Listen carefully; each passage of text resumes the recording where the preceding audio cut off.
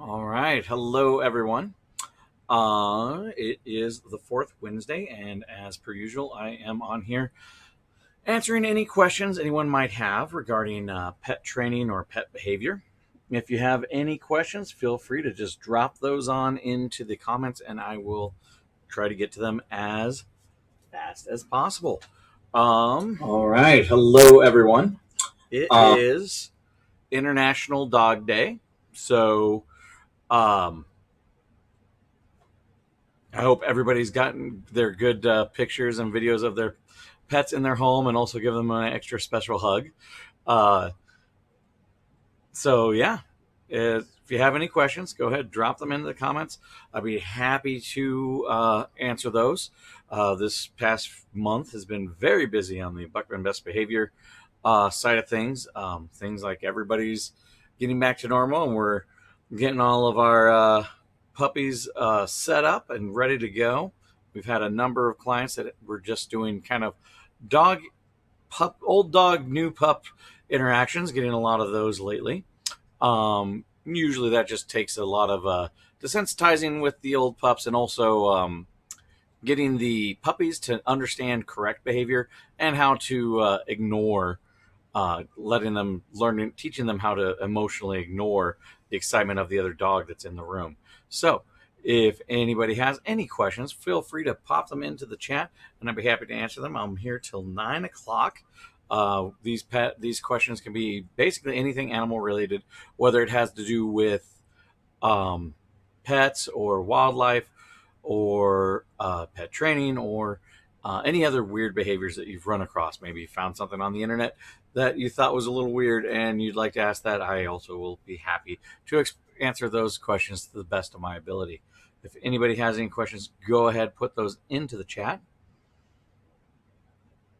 Looks like we don't have anybody currently on right now, but I will be here till 9 o'clock. So, once again, it is International Dog Day, which is just a day that we celebrate and acknowledge the dogs in our lives and throughout our society, really.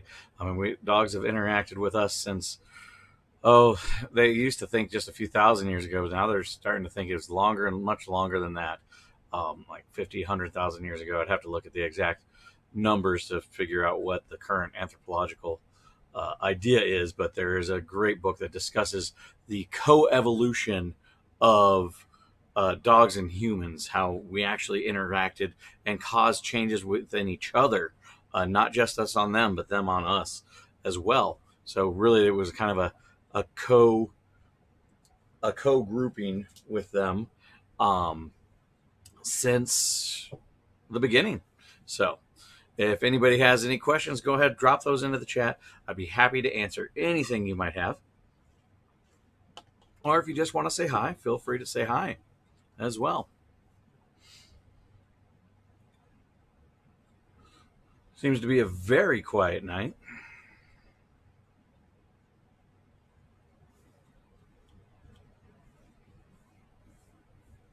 But sometimes these things pick up after about 10 to 15 minutes or so. So just enjoying some scooters from the new businesses in town. Scooters just did a ribbon cutting with the Chamber of Commerce. Actually, was it Friday? Saturday. It was Saturday they did that for their new location over on Kansas. I believe it's Kansas and 3rd, somewhere around there. But as I said before, if you have any questions and if there's anything you'd like to share or discuss, go ahead, put that in the chat, and I'd be happy to answer that.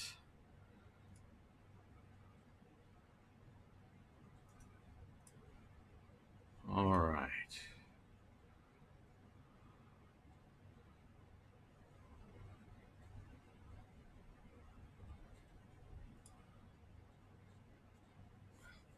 Right now, I'm waiting for all the what we call what we're nicknaming in the training world. We're nicknaming them the COVID puppies. So these are all the puppies that people decided to get during COVID, or maybe they already had it planned. But the trick that's coming up with these puppies currently are that they simply have not been socialized as much because it's a lot harder when nobody is allowed to socialize. So we end up with a lot of dogs that just aren't used to different interactions with the different people, different stimuluses in their environment, things of that nature. But all right, looks like it's very quiet right now. We currently don't have anybody in the chat, but feel free to put your questions down in the chat if you'd like. Sounds like some of my dogs are wrestling upstairs.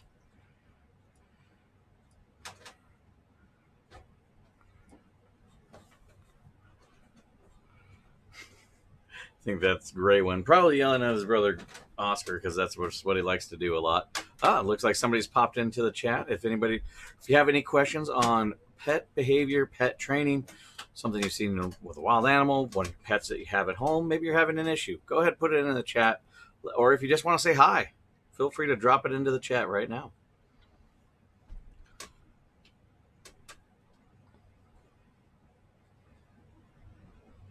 For anybody just getting here, I do these every fourth Wednesday.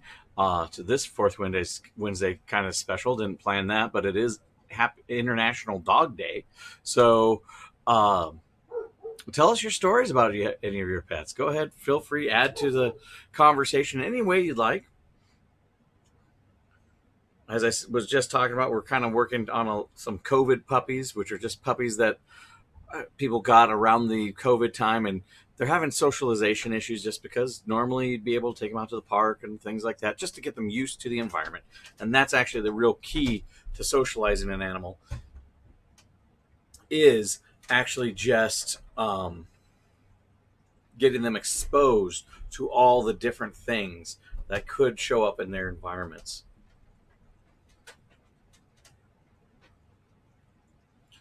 We have been picking up quite a bit of business right now. I'm not sure if it's because of lots of extra puppies or what's going on, but we much appreciate it. We're back to normal, it appears, with everything going on, as normal can be nowadays.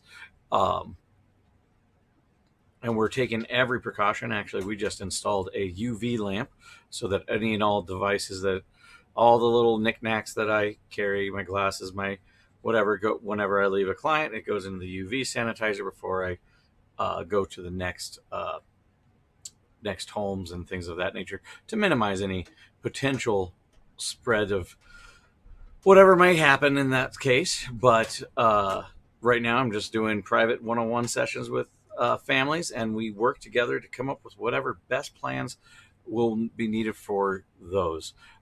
Today I got to reminisce on a lot of hey, Debbie, how are you doing today? Got to do a lot of reminiscing today. I made the Happy International Dog Day, and I've gone over some videos I've taken of a number of clients over the years and kind of slapped them all together, of some desensitizing over the years, and some just simple playing with pups, getting them used to different things. It was very fun to kind of go through some of those old cases, and some of them were a little newer, just to see how things have gone and improved over the times. I think in there, I just got started off with a simple, if you look at the video on my page, it starts with a simple puppy training with one client that we had, and then it goes on to the next one was a child and puppy, or child and dog interaction training, so that way the dog learned how to interact, so that he wasn't scaring the child, and the child was learning how to interact with the pup so that he didn't get pounced on and jumped on. And then we moved on to a couple of dogs of my own. One was some socializing exercises we did at the dog park, where we just got him exposed to other dogs. I see lots of people starting to chime in. If you have any questions about pets or wildlife, or whether it's behavior training, something you just found that was weird on the internet and you want to know if it's true or not, go ahead, pop it in. If you just want to say hi, go ahead, put it in the comments.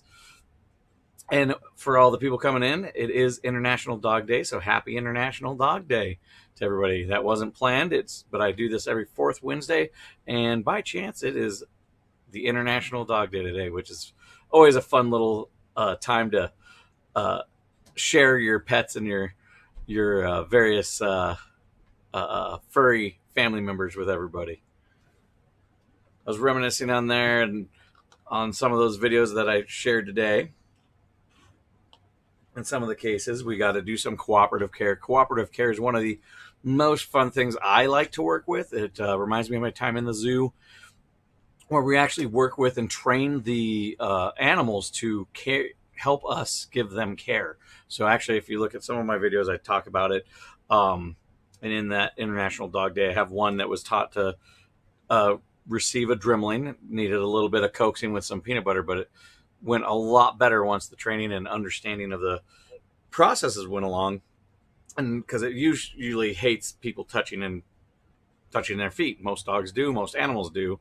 But we got that pup going to the point where they could actually just put a bowl in front of its face and it would look over here while they did the Dremling on one paw, then switch, and then switch. I've also done one where we needed to do some fly. He hated the fly spray, so we actually trained him to stand still during the fly spray process. So that way his ears didn't get bit up so much in the summertime. And also with any case that has any amount of aggression or fear of aggression, we actually train the dogs to put the muzzles on themselves. These are just some of the things that we work on with clients. If anybody has any questions, feel free to put them into the chat and I would be happy to answer them for you. This is my fourth Wednesday Ask Me Anything. So if you have any behaviors that are coming up, or if you just want to say something was weird and find out what's going on with it, I'd be happy to answer those questions. Or if you just want to say hi, go ahead and say hi.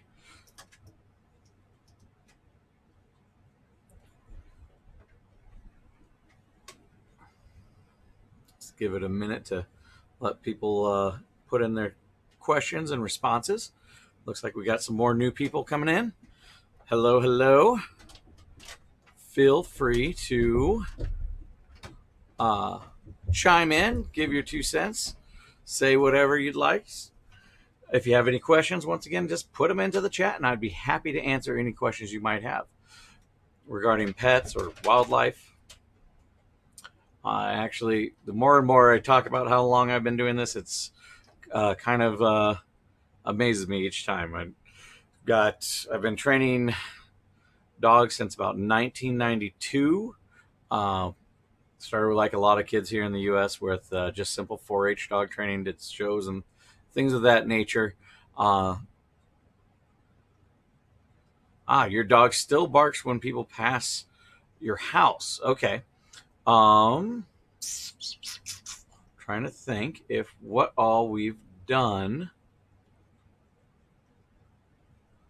regarding that. So that one is always a tough one, especially if it is already ingrained. It really does take a lot of timing. Timing needs to be perfect, and you need to first you need to minimize stimulation. So first thing I do when I walk into a home with dogs barking is I look at the furniture. Is the furniture propped up to make it more likely that the dog will see the things outside and therefore amp up that behavior? And if it does, every time they do that, they're kind of snowballing the effect because they get that endorphin rush every time they see and bark at something, because for whatever reason they like it. Usually it's because they think that they're either warning you or warning everybody else in the house. The key is everyone needs to be quiet, which is really hard to do. A lot of people tend to start yelling, going, no, no, no, stop it, hush, hush.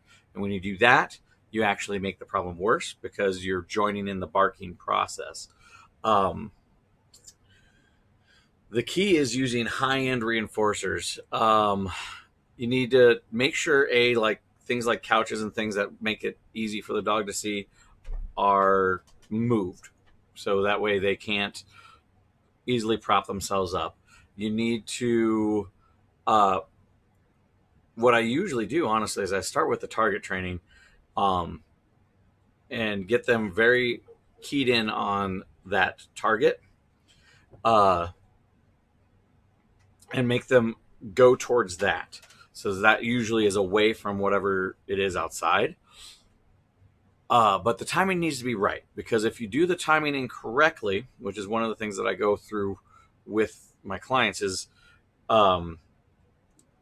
you want to draw them away and then redirect them towards something else that's more entertaining. Because if you once you do the target, after you get the target training done, then they run back to the original stimulation, which is that person that is outside. Oh no. Uh-oh.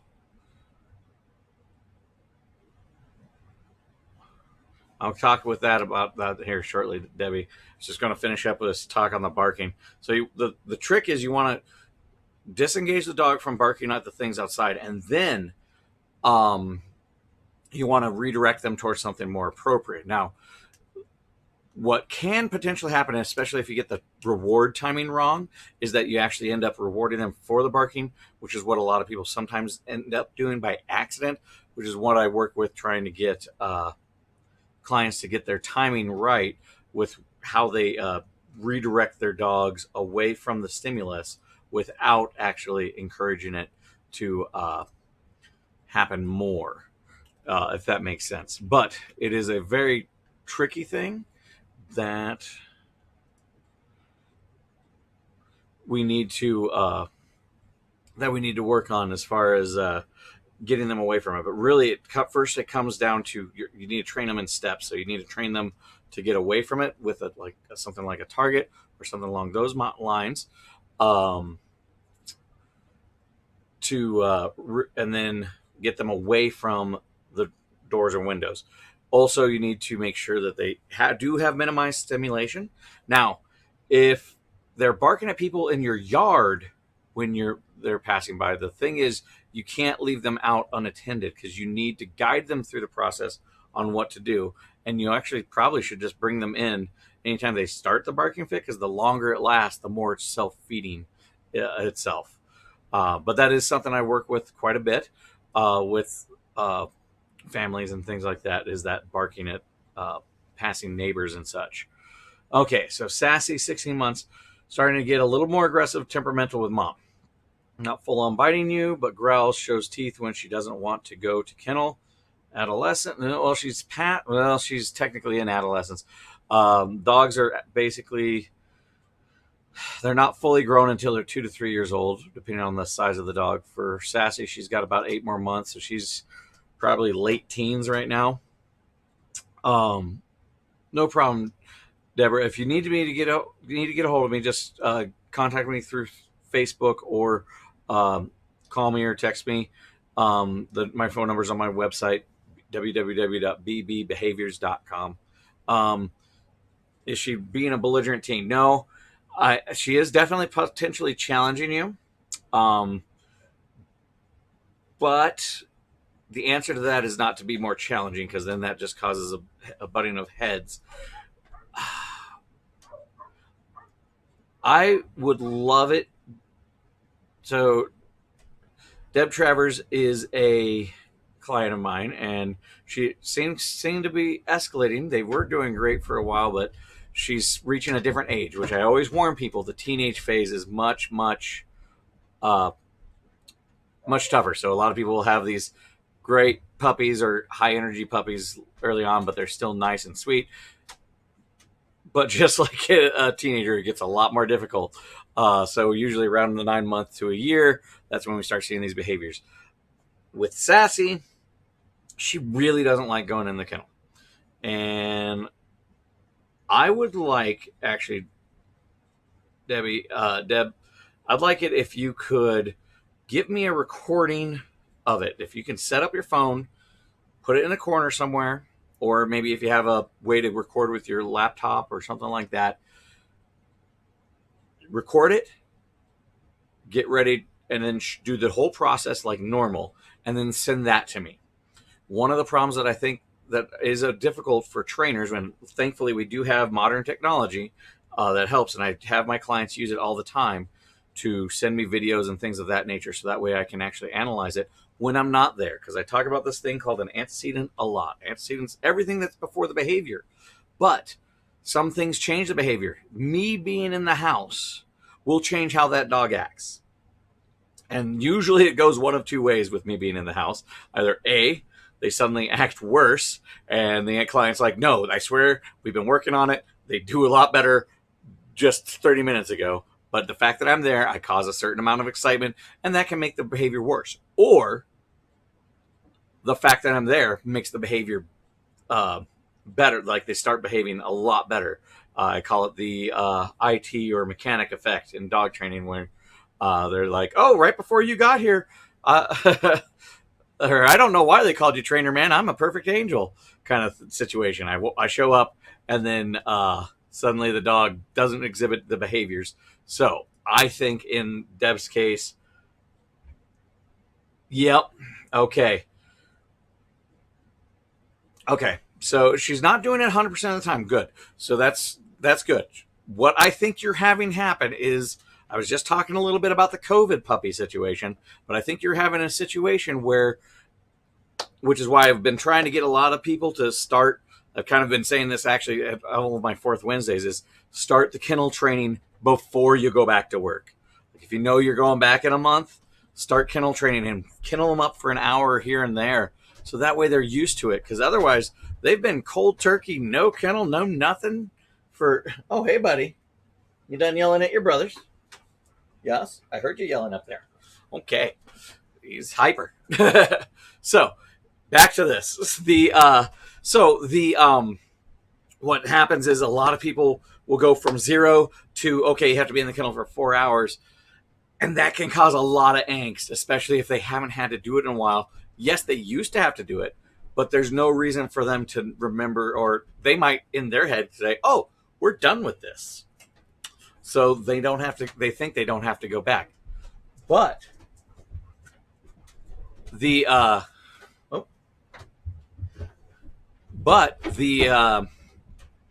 if you do it slowly over time, it goes a lot better. So that is probably, actually, I think you're right on the nail there, Deb, that she hasn't been needing to go in, and now that she does, she's getting a little bit grumpy about it.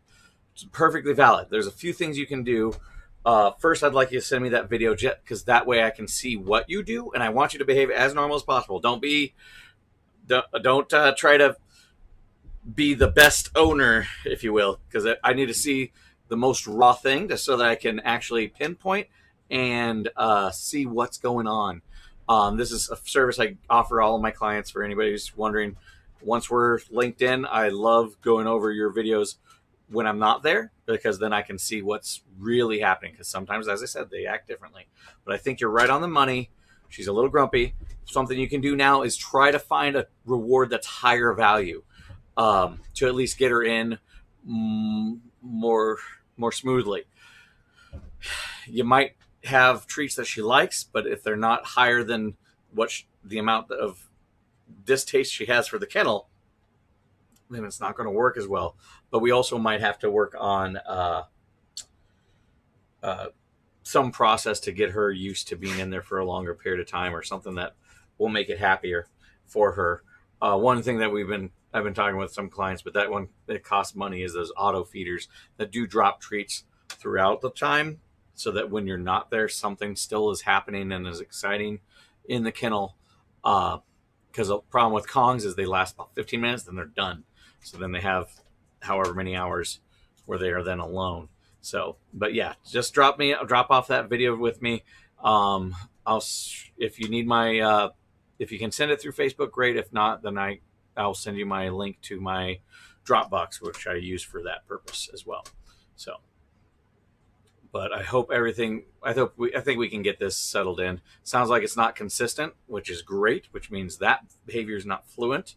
In behavior speak, we call it fluency when we're rating. It's how fluent a behavior is how strong it is, I guess, is the way to say it. So if a behavior happens 100% of the time, then we would call it highly fluent. Another factor in there is how fast they do it. Like if I say here and the dog comes as fast as possible, then that would also be considered a higher fluency level for that behavior. But we also measure fluency in bad behaviors. So if she's not consistently growling and showing teeth at you, but I also don't like to punish dogs for growling and showing their teeth, because that is telling you their emotional response to something. Only mom, not dad. But that probably honestly has to do with the fact that you put her in the kennel more often, because that's just the way it is with your guys' schedule that I know. So I think that might have to do with it. We'll find. But I also would like to see that video, because I might be able to catch something that you might be doing that might be setting her off, or might be, yeah, we'll just figure it out, because there could be a lot of different variables. But I don't like to punish dogs for showing teeth and growling, because that is a warning of an emotional state. And that is your warning before a bite. And sometimes what happens is people will punish them for snapping and growling, and then later on they say, oh, well, they bite out of nowhere. Well, they've been literally punished for biting and growling, though that's just simply a warning of, hey, I'm not comfortable with the situation for whatever reason. Now, obviously, we want to make her comfortable with the situation, not uncomfortable with the situation. Sounds good. And we can see if you have any. I don't think you have any sessions left, but we can double check on that as well. With my sessions, we upgrade through, and the longer we work together, the more the cheaper each session gets, actually. And I have them set at packages. I just let my clients kind of upgrade through the packages, because working with brains is very tough. And some days you're like, oh, this is going to be a quick 3-session thing, and then it turns out to be a little bit more, because it turns out there's a little bit more history that either the owners and I didn't know, because most dogs are adopted, so who knows what's going on. Hello, Logan. Oh, doing our 2 times a day training with your dogs. Logan and his pups and his wife, and we're all a team now working. We just started up on Monday working with their pups. We're just working on some basic training and some dog reaction desensitization, which, just like a lot of dogs, it's a very common thing that we work with. They get excited when they see other dogs while they're on a leash. Teaching Max to lay down or too advanced for no. Doing well with other commands for now. The down we'll work on. With short dogs, I don't necessarily focus on down, especially if we have other things to work on with short dogs, because sometimes it can be a little hard, just because guiding them into the down, they're already like right there. But no, we can work on the down for teaching Max to lay down. Usually I can get that done in about one session or two. Okay, we'll work more on the down for Max. Usually what the prime things I first focus on with any dog are a target, a stay, a recall, and some form of calm. Usually I start with sit, because that's the easiest one, and sometimes we'll add down, but really all I really want is sit or down, because those are just, hey, get into a calm position, put your butt down kind of idea, and then we'll move on to the next thing. But we can definitely work on the down command, no problem. But as far as advice for teaching down, I mean, basically what I do is a lure, but the thing with the lure is you want to get rid of a lure right away, because the longer the lure's there, the more it becomes a requirement. And that's when people say, oh, they only listen to me when I hold a treat. Well, that's because you left the lure there too long, and now that literally is part of the command. Treat, and then I say sit, instead of I just say sit. So usually I like to get rid of a lure within the same session that I start the behavior. Basically, you put it down and you kind of guide them forward.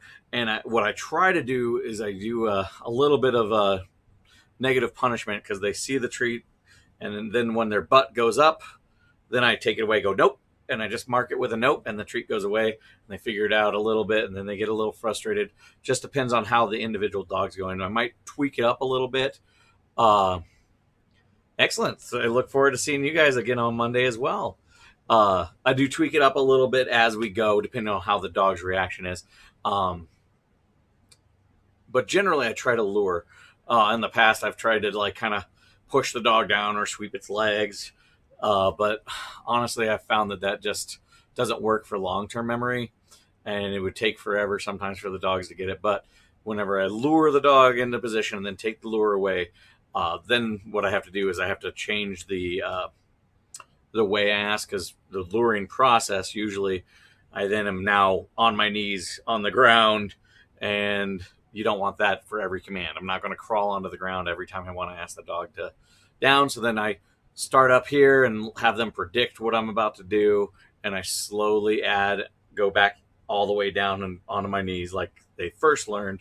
But I start up here until they predict, and then once they're predicting, like, oh, he just put his hand down in the hand gesture, okay, now I'm going to go down. So it's usually a little bit of a process. You just don't want to, if you lure too long, then the lure becomes part of the command, and then getting rid of it becomes harder. It's not impossible, but it definitely becomes harder afterwards.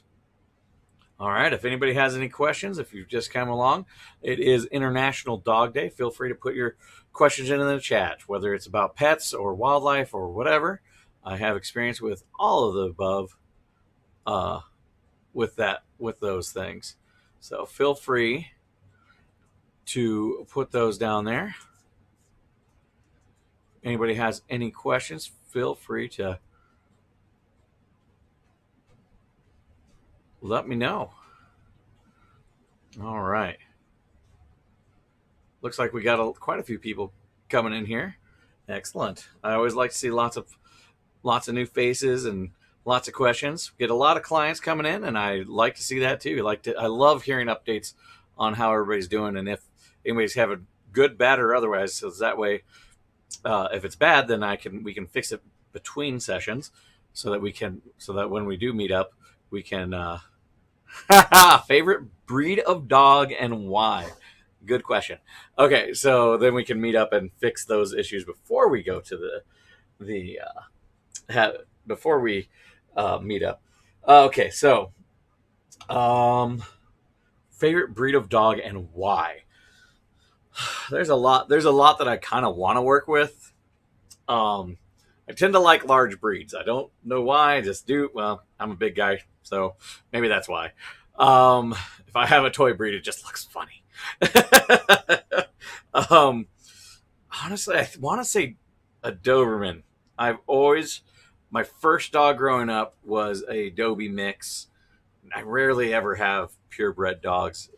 Almost everything I've ever had has been a mix of something, because I tend to get mine from the shelters, which I'm going to actually do a quick plug, because I believe there is, let me look it up on Facebook here. The Finney County Humane Society is doing a Clear the Shelter event this weekend. So I'm going to do a quick shout out on that. I'll be looking for those answers as I answer this question about my favorite breed. Anyway, my favorite breed would probably be Doberman Pinschers, and they're just very intelligent, very high energy, and I tend to like those types of things. So that is probably my favorite breed. Now, when I want one, though, I do want it ears floppy and full long tail. They actually look completely different. They look a lot of people might mistake them for a pointer, except for their coloration.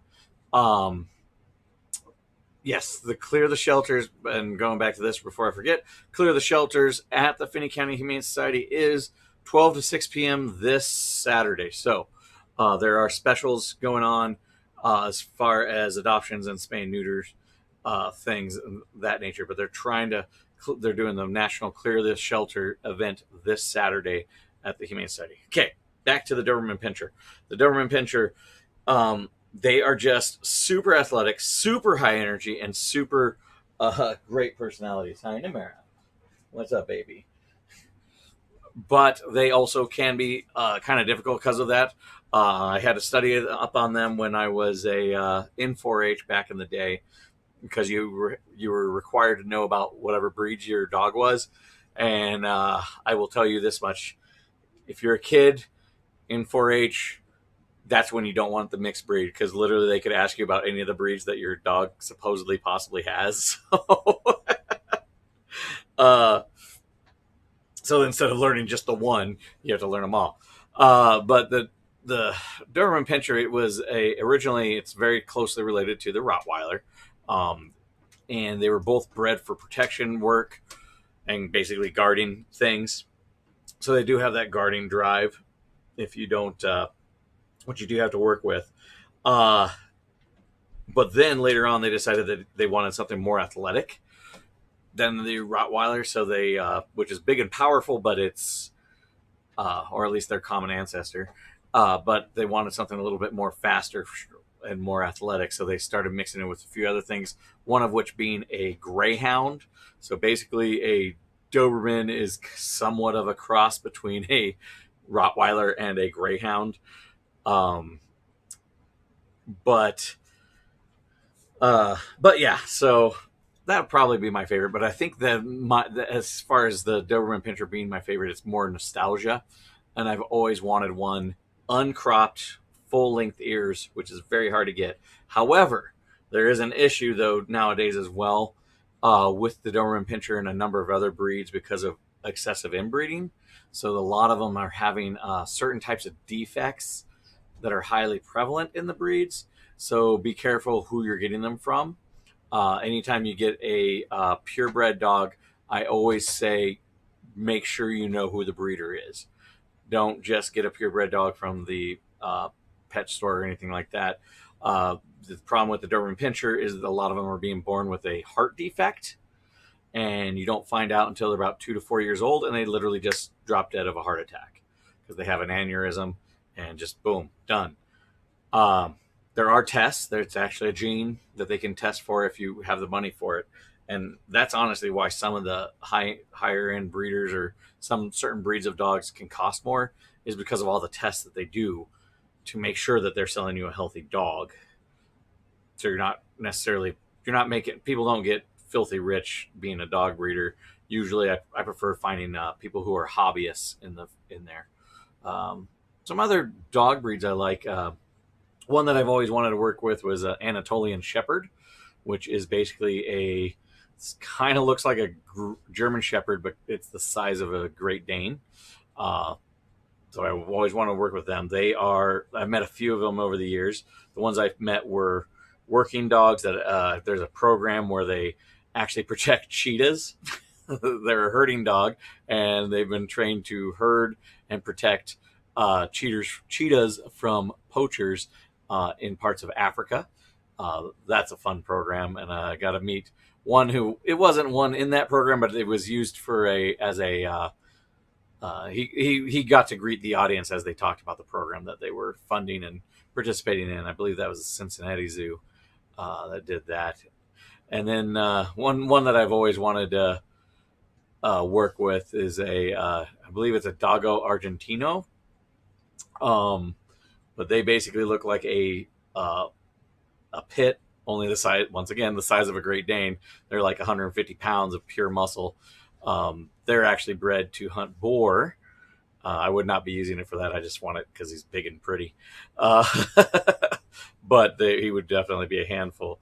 They're actually great pack dogs because they're meant to work as a group. And you put them in with a pack of bloodhounds, and the bloodhounds go find the prey or whatever you're hunting.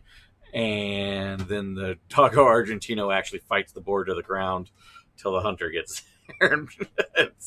If you've ever seen a boar, then a full-size boar, and you think of a dog that's just meant to help take that down, it's quite impressive.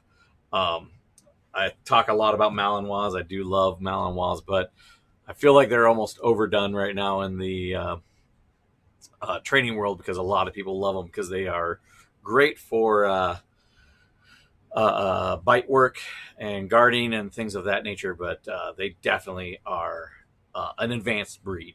I don't really say no to any breed for anybody, but I do say know what you're getting into.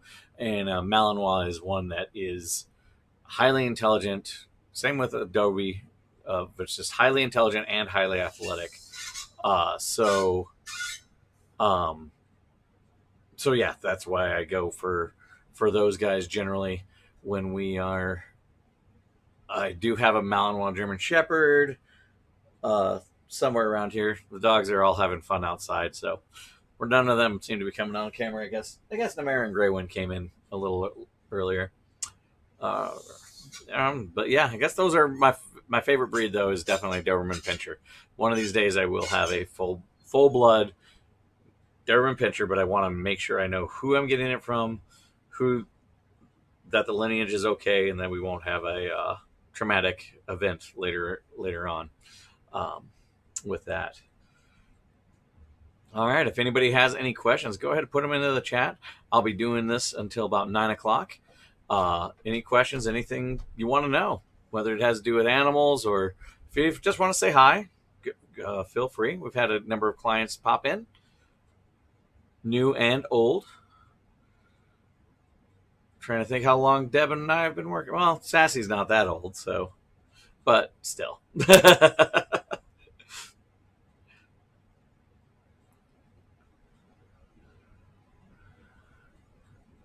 All right. I'll be here till 9:00. Once again, it is International Dog Day, so if you really want to, you can also pop your pictures of your puppies into the chat. I might do that one right before the end of the day for International Dog Day. I didn't do that. I did a nice little video where I got to reminisce about past clients and such that I recorded our sessions. But we will be, we'll be doing that, and that we'll be putting up a post a little later so that people can share their puppy pictures. Although I got to take some more of mine then. They're kind of being crazy today. I think they were stuck inside most of the day today. All right. If anybody has any questions, go ahead and put them in the chat.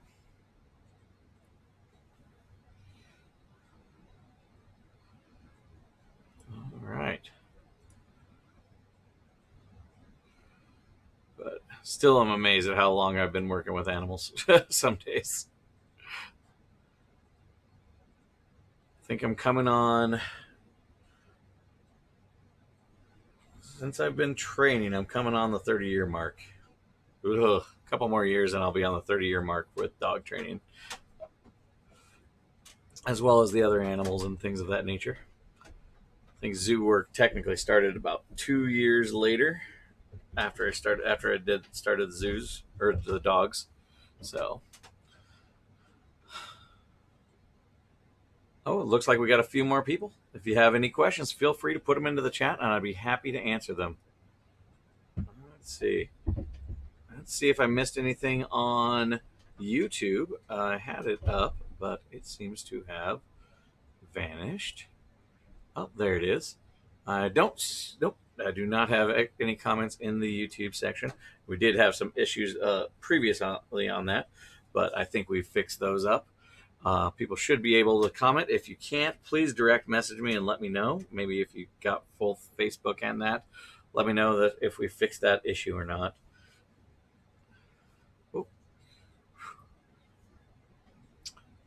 But if anybody has any questions, I've got about 15 more minutes where I'll be happy to answer them.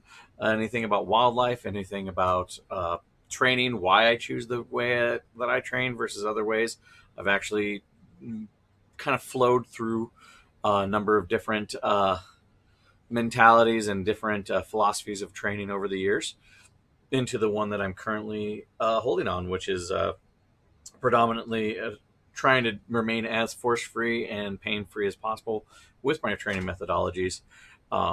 Originally, I was I was actually more on the what we would call traditional or dominance-based training style, and then eventually I moved to what we considered a balanced kind of philosophy, and now I am currently in the area of the positive reinforcement or force-free, pain-free. Hi, guys. We got an Oscar. We got a Greywind. Oh, they decided that's all they wanted to say is quick hi and bye. Other more interesting things happening in the house. All right. Let us know if you have any questions. Feel free to put them in the chat. And I would be happy to answer them. Or if you just want to say hi for any of the newcomers that haven't said hi yet. Okay, got one. All right. We adopted a, hello, Julie. We adopted a 1-year-old female Great Dane hound, possibly with a lab and German short hair. She is great with all kids and females. Some men she loves, others she has zero warning to charge. I have caught her before any accidents. How would you suggest I work with this? Okay, so, all right. So this is always a little tricky because you have a combination of safety as well as you need to get her exposed to more men. Now, uh, okay, I'll get back into the what's the rarest animal I've worked with a little bit later. Okay, so um, with when you're dealing with an aggression situation like that, it could be stemming from a number of different things. I would look at characteristics that the people might share. Now, note that some of these characteristics might not be something visual. For example, Malinois in my house, we got her under control for a long time. Then we started noticing she would nip at people periodically. We figured it out. For us, it was pretty easy because our noses were keen to it, but it was cigarette smoke in that situation. So certain fragrances can set dogs off just like a look. So maybe they had a bad experience with a guy with a beard in the past, or something along those lines. Now, it might also not be a bad experience with something of that nature, but they just don't see it a lot. For example, Namera, my eldest dog, she when she met people who didn't speak English for the first time, it kind of set her off, mainly because she wasn't used to that. She was used to basically hanging around a lot of white people, and that was it. So, and the thing is, different people from different cultures, they sound different, they smell different because we all eat different stuff, which causes our bodies to actually smell slightly differently. But also, we have different mannerisms. So, the more mannerisms, the more variety that the dog is exposed to in a positive method, the better it will be. So, we need to do is we need to narrow down the antecedents, and whenever she does meet somebody, have them just toss her a treat. Don't make her take it from their hand because she's already feeling uncomfortable, and all you're doing is making that distance less. And then if they sneeze, a chew, boom, she's going to set off because she's already antsy, but she's willing to go forward because of that treat, and she's actually kind of breaking her own safety boundaries. But I would just have them just toss her the treat. The more positive feedback she gets to those situations, the better it will be. Now, the thing is, you're also going to need to be in controlled situations, and she's going to possibly feed off of you. Um, so, so the with her feeding off of you, you might start feeling a little tense, and then she's going to look at you and be like, "Why, what? Why are you tense? Is it that guy? It's that guy." So you kind of have to be an actor in those situations as well. But I would definitely create a positive situation that she can key in on, like, "Oh, okay, this is okay. This is not a problem." But really, in those situations, I think 9 times out of 10, it's an exposure issue, and she just needs to meet more men. A lot of times, it'll be like one. Maybe the dog's in a household full of women, except for maybe one man, and then she's used to that guy, but then she's not used to seeing all the other men in the area. Um, and there's always a warning. The thing is, you gotta figure out what it is. But sometimes, yes, the warning is very short before they decide to flip switches. But try to look for those those things that are in common with all of those situations. That is a very delicate one. If you want to get in touch with me outside to talk a little bit more about that, I totally understand. What is the rarest animal that I've worked with? Well, there's brush-tailed bettongs. There's a lot of endangered species. The rarest, though, I would say, is the black-footed ferret, because there's literally like only I think there's 3,000 in the world now. At one point in time, there was only 17 left. So black-footed ferrets were definitely one. And actually, I need to get back in on that because I can do that without being in the zoo field. But I used to actually help go out and search and bag and tag and then send them back out, black-footed ferrets in the wild. But we also had one that we had in an enclosure, uh, which most people are used to regular ferrets, which are domesticated animals. So it's been bred to be more trusting of people. Black-footed ferrets are not trusting. They're smaller, but they are feisty. So that one is one. I've also worked with blue wing kookaburras, which we had uh, breed at the facility, and we also had them trained to give their call on cue in a show. What else did I work with as far as rare animal? Brush-tailed bettongs. We had one that was, which is brush up. First, I should explain what this one is. A kookaburra is a bird that looks like a kingfisher, but it's in Australia, and its laugh sounds like laughing in the forest and kind of creates lots of eerie sounds. In fact, a lot of times that they put, when they say it's a monkey sound, it's actually a kookaburra call. Never trust sounds that you hear in movies. I'll tell you that much. Um, and a brush-tailed bettong, that is a. It's basically it's related to kangaroos. It's a marsupial from Australia. It hops around like a kangaroo. It has a little pouch like a kangaroo, but it's only this tall. Okay, so there's a kangaroo rat, which is a kind of a which is actually like a gerbil here in North America, and then there's a rat kangaroo, which is the brush-tailed bettong in Australia, which are highly endangered. Their babies, when they're born, are about the size of a cooked grain of rice, and they kind of climb into the pouch just like the kangaroos do. But we had one that would actually come out, play with us in the middle of an arena, and then we had him trained or be held and shown to everybody, and then it was trained to run back into his exhibit. We never had to actually catch him up or anything. He would just go on the ground and head on back, go straight back in with his group. I'm trying to think of rare. Those would probably be the rarest ones I've worked with, especially on a training scenario. There's also Bali Minas, which I helped with when they were having babies here in Garden City. And those are just very rare birds, but we didn't really train those. We just kind of worked on their environment and tried to make them. We just wanted them to have babies, really. Any other questions?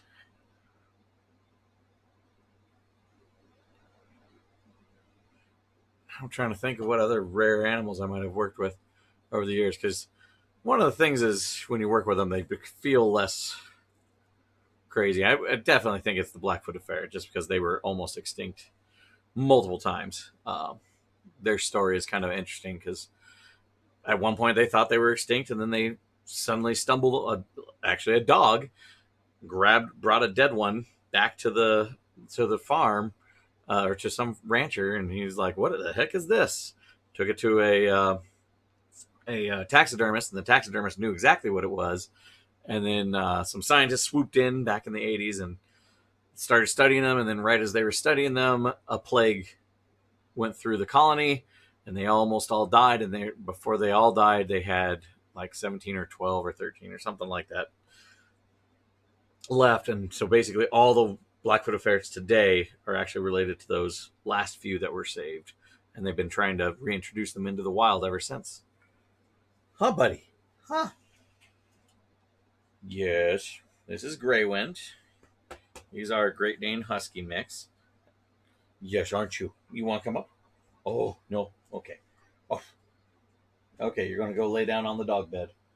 For anybody who's wondered what that bed isn't, that's not for me. It's just a bed in my office. It's the dog bed. It is a human bed, technically. It's devoted to the dogs so that they can chill while I'm doing these types of things, or if I'm doing an online client, or if I am doing bookwork and paperwork, as one does when you own your own business. So, if anybody has any other questions, feel free to put them in the chat. I've got about 5 more minutes.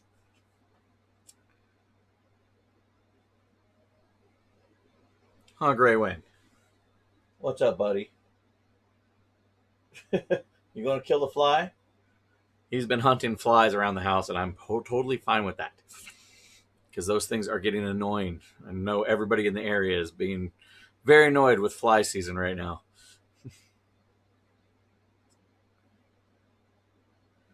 But if anybody has any questions, feel free to put them into the chat. I do online consultations as well for anybody that we are too far to do face to face, or maybe you're far and can't quite afford me coming out every time, but you want to mix and match.